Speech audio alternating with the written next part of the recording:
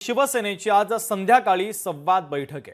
मुंबईतील शिवसेना आमदार आणि कार्यकर्ते या बैठकीला उपस्थित राहतील। उदय सामंतांच्या उपस्थितीमध्ये संवाद बैठकीचं आयोजन करण्यात आलं। आगामी महानगरपालिका निवडणुकीच्या पार्श्वभूमीवर या बैठकीचं आयोजन करण्यात आलेलं आहे।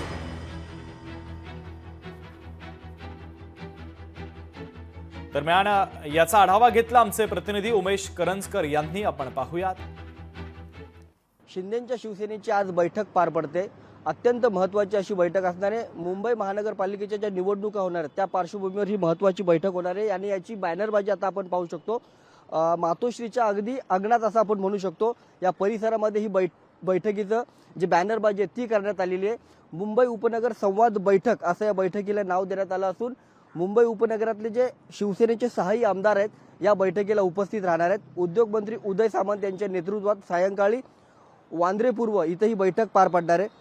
खास करून जर आपण पाहिलं तर काही महिन्यावरच ही मुंबई महानगरपालिकेची निवडणूक आलेली आहे। मुंबई महानगरपालिका कोणत्याही परिस्थितीत आपल्या पक्षाकडे आली पाहिजे, इथे आपल्या पक्षाचा महापौर बसायला पाहिजे, यासाठी जी तयारी आहे ती एकनाथ शिंदेकडून गेल्या काही दिवसापासून केली जाते। खास करून जर आपण पाहिलं तर एकनाथ शिंदे असतील किंवा श्रीकांत शिंदे असतील हे सातत्याने या सगळ्या संदर्भातल्या बैठक घेतात।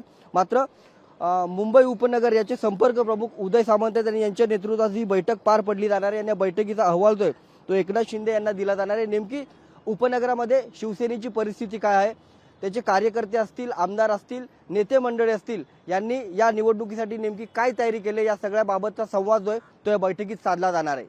कॅमेरामन रोहित सोबत उमेश करंजकर, लोकशाही मराठी, मुंबई। लोकशाही मराठी ऐका, पहा, जागरूक रहा।